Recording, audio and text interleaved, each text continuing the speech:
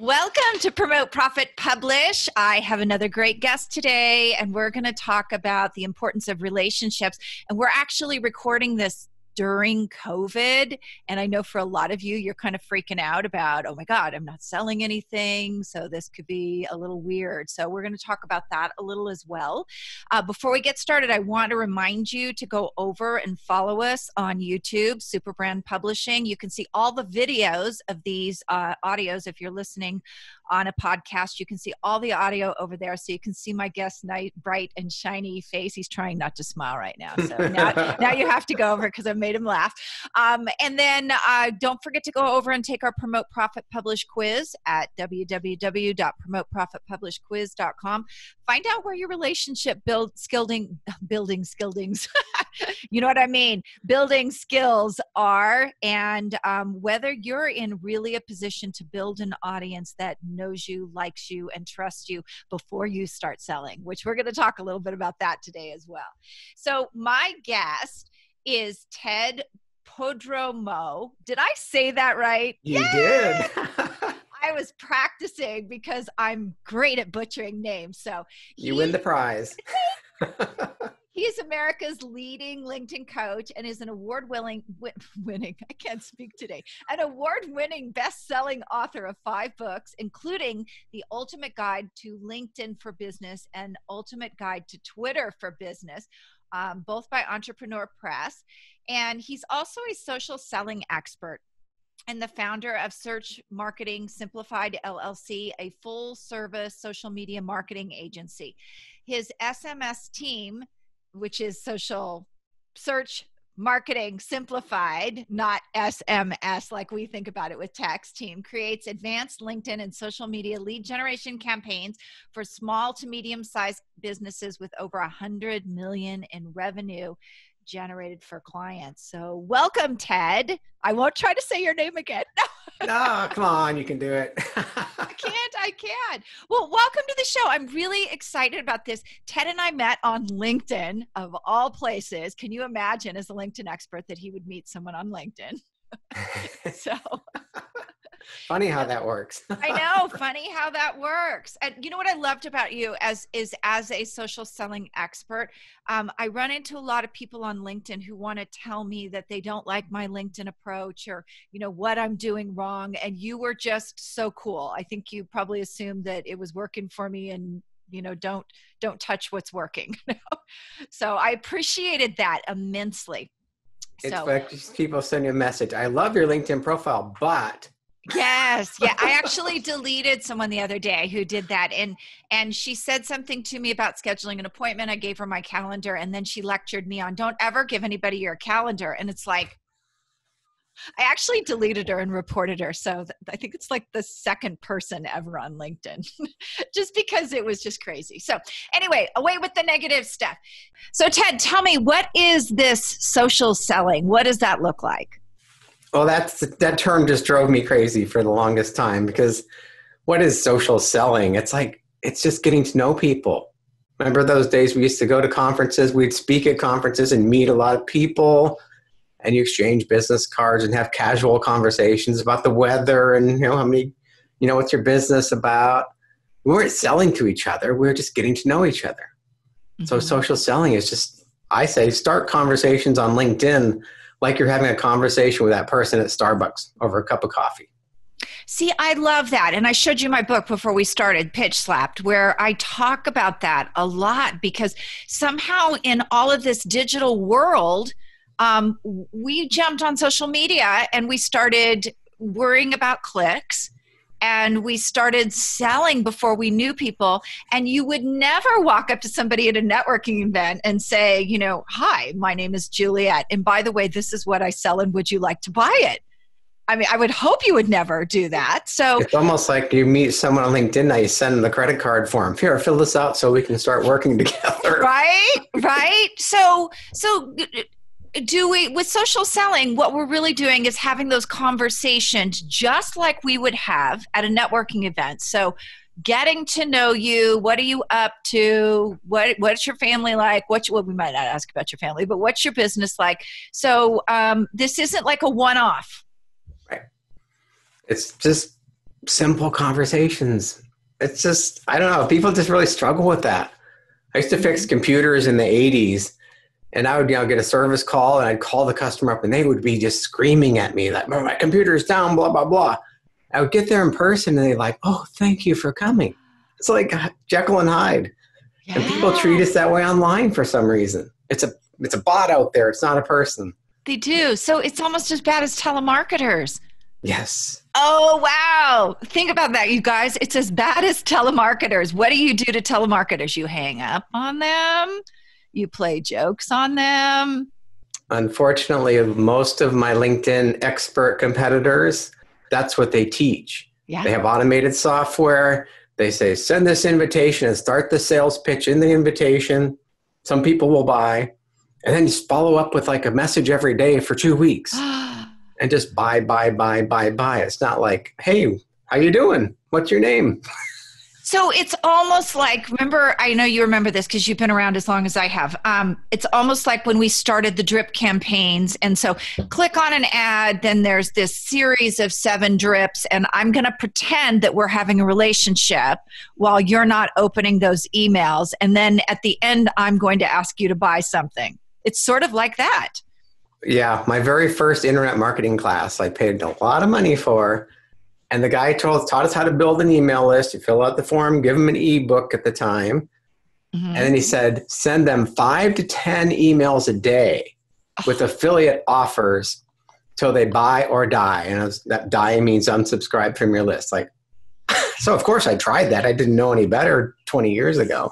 And how did that work for you? Did people die? It worked really well. Did people die or did they buy? I don't think I ever made a sale. Right. And, that's sort of like, I think even that whole thing with the clicks and the ads and all that, that's pretty much dead as well now because people want a real relationship with the person that they're going to buy, especially since we have higher ticket items now, I think, than we used to. So speak to that a little bit. Why is that relationship so important before we go in for the kill?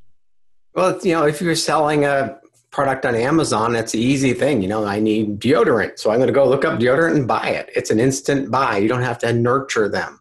Right. But we're selling $10,000 or $20,000 coaching packages. You got to know, like, and trust that person before you're going to hand over your credit card. That is so true. And I think the other difference there that coaches don't get the distinction a lot of times when they're selling those programs is one is a tangible, I can hold it in my hand. If I don't like the deodorant, I can send it back. Right. The other is an intellectual concept. So you have to be able to explain to them and build that trust. And are you the person? Because there are a lot of people out there that have paid for a lot of programs that don't work too. So you've got a really big hurdle to get over. Yeah. And that just doesn't happen with 2 or 3 LinkedIn messages or emails. Yeah. They've got to see you. They got to see your face online. I'm avoiding Facebook like the plague these days because it's so toxic right now, but I get a lot of business from there. So I have to spend some time there. It's funny. Tracy Hazard and I just ended our show the end of June for that very same reason, because I don't want to play. I remember the last election. And it's 10 times worse, maybe 100 times worse. So I don't want to play there as much. And I get a ton from there as well. So if we posted this interview on Facebook, we would get a political debate within 10 minutes. Oh, yeah, we probably would. And you know what? You're from the Bay Area and I'm in Utah, so I bet we would probably be on either side of that is my guess. Yeah, it would be wild. Yes, it would. But that is the toxicity there is, there's no in between these days. There's no tolerance for any outside the box thinking. So there are some marketers that say, like Dan Kennedy, he's infamous for that. Tell them who you are, tell them what you stand for, and those people will come to you and the other people will go away. Like Fox News or CNN, what side are you on? You're one or the other. Yeah. You know what? I don't, that's funny you said that because I would say that most of my clients are of the opposite persuasion of me. And we have some really great conversations, not debates, they're more, well, why do you think that? So they're real conversations that I wish more people would have. Yeah. So yeah, that really needs to happen out there. So tell me about if you were to approach someone on LinkedIn, and I want to talk about the full spectrum here. Your ultimate goal would be a conversation, but your secondary goal would be get them into your email list. So what would you think? So how would you go about doing those things in a way that would be productive? Well, first, kind of back up a little bit, because if you referred business to me, Mm-hmm. I would look that person up on Google. That'd be the first thing I do usually. Oh, why? Why Google? Because everybody Googles people. Like, I work with a lot of financial advisors, and they say they get a lot of business from LinkedIn. They get referrals, and people will Google their name, and their LinkedIn profile comes up. Uh-huh. And they view their LinkedIn profile, and then they reach out to them. I do that. Yeah, I do that. Yeah. I usually like a personal, this is another thing too. I like a personal introduction and for the referral. If you know it, your personal introduction goes a long way. Especially when you're talking about your life savings. I want to talk to someone that knows this person. Right. Really well. But, even this morning, somebody said, oh, why don't you go talk to, and they gave me a name. And I looked that name up on LinkedIn and there were 14 of them.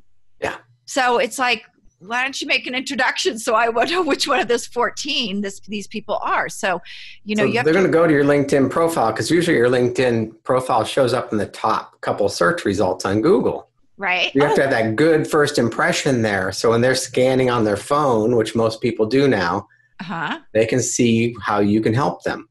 They're going to say, financial advisors have a lot of restrictions on their profile, but coaches, you have a very specific niche a lot of times. Who you work with. You'll work with women over 50 who are looking for a new career or whatever. Mm-hmm. So they scan your LinkedIn profile and they're looking for those keywords. They're going to make, I need to reach out to her because she can help me. Right. Instead of the boring, I'm a certified coach and they have all their certifications after it. It's like, it's got to be all about the reader, how you can help me. Yeah, let's not get into that certified coach. Yeah.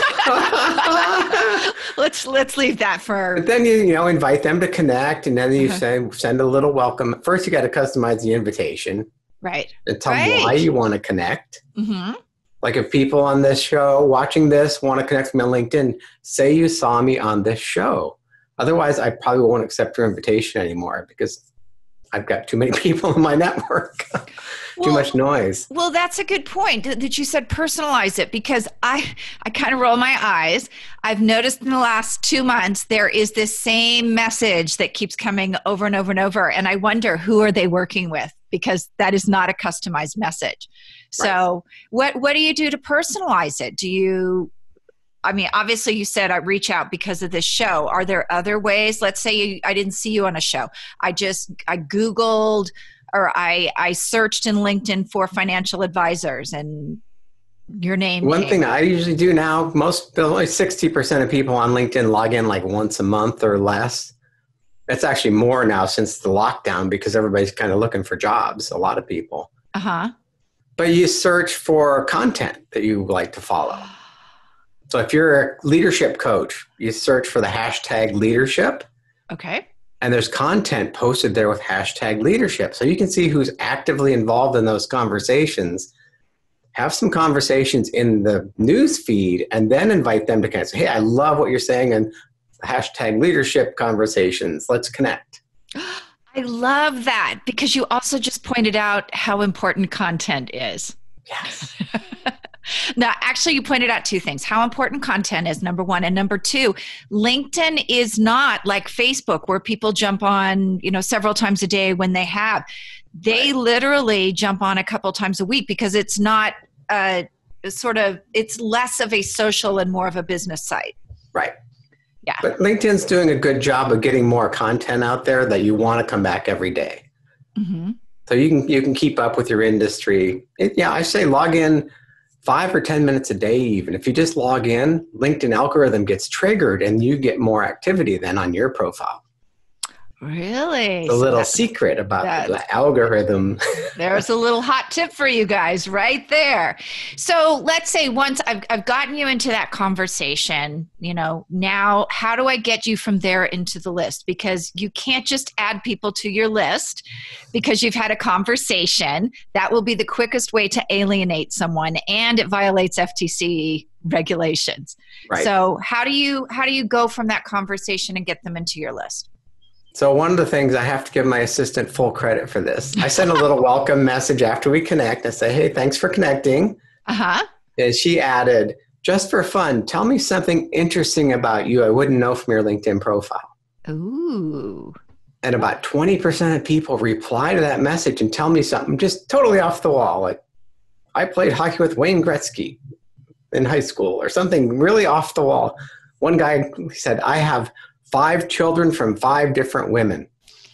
And I'm like, whoa. And the LinkedIn auto prompt, they have those little words now at the end of the thing. It says, they said, ooh, that's not good. That was the LinkedIn auto prompt. Ooh, LinkedIn's not judgy at all, are they? So I shared that with him and he laughed. He says, yeah, I adopted kids. Oh, there you go. But it was fun. It was fun. And I love that he's able to laugh and say that and then go back and explain it, because you know where our minds went. Right, exactly. Dude, keep it in your pants. So I was like, that's the kind of, I like to have fun on LinkedIn because everybody else is so boring. Yes, no, I definitely agree. So what is the value of getting them into your list? And I mean, you and I talked a little bit about beforehand, if you don't get them in the list and there's an algorithm change, you could be in big trouble. Right. I mean, we built MySpace networks back in the day. What happens if your whole business was based on MySpace? I actually have a story about that. One of my very good friends had over 300 hits a month on her magazine, and she didn't make them opt in, and she literally lost her sponsors and her business on MySpace. And right. what if she had had them all in her email list and just said, hey, here's the link. We're over on Facebook now. And she would have been one of the early adopters of Facebook with a huge audience. Right. What a missed opportunity. And what will Facebook be in 5 years? Things are so toxic right now. Are people still, they're addicted though. They keep logging in every day. Yeah, I do. But too. it's not a pleasant experience. No, it's not. It's not. So don't judge. If your business is based on a Facebook group, get them onto your email list too, because you own the email list. Right. You don't own that community on Facebook or the Google Hangouts, or what was it, Google Plus? Remember that? I do. And you know what? I have a story actually telling Pitch Slapped about Google Plus. I had a big group over there, first year out of my business. And that's when we developed the quiz. And I found out that my big group that was very engaged and very active and wasn't buying from me was a bunch of starving artists. So that's why it's so important, if you do have that group, to get them into your list and find out who's opening, who's not opening, and as much as you can about them. So I don't add them to my list. Like you said, I get on probably 10 newsletters a week at least. I connect with you on LinkedIn and all of a sudden I'm getting your newsletter. So what I do after ask them that question about, tell me something interesting, I say, if you want to learn something interesting about me, visit my LinkedIn Friends page. And I have a link to my website. I have a page called LinkedIn Friends. Mm-hmm. And it just has a 1-hour webinar they can watch for free about LinkedIn in 2020, what to do. I have to update that now that 2020 has totally changed. Right. But I give them a free 1 hour. Here's me on a webinar teaching LinkedIn. I have just little stories about me, my career, the .com crash, all the just different things that's happened to me. On the sidebar, they can buy my book, and then have a little pop-up. They join 60,000 other LinkedIn or business professionals, get LinkedIn breaking news. Right. And that people opt in like crazy. I'm not even giving an ebook or a video or anything. It's like, hey, join 60,000 other business professionals. That's how I get people on my email list. That is not only great. I'm thinking I've already got the visual for your new 2020 video where you start out with, this is what your LinkedIn plan look like, and then explosions and, people dying. And this is what sorry, really bad. You know what I'm doing this afternoon? Now I got to record a new webinar. Right? I realize it could be out of date. Yeah, you got to put on those. You got to put in those kind of disaster plans in there, though, so they recognize themselves in there. Oh yeah, I had a plan. Oh yeah, So should I wear a mask in the video or not?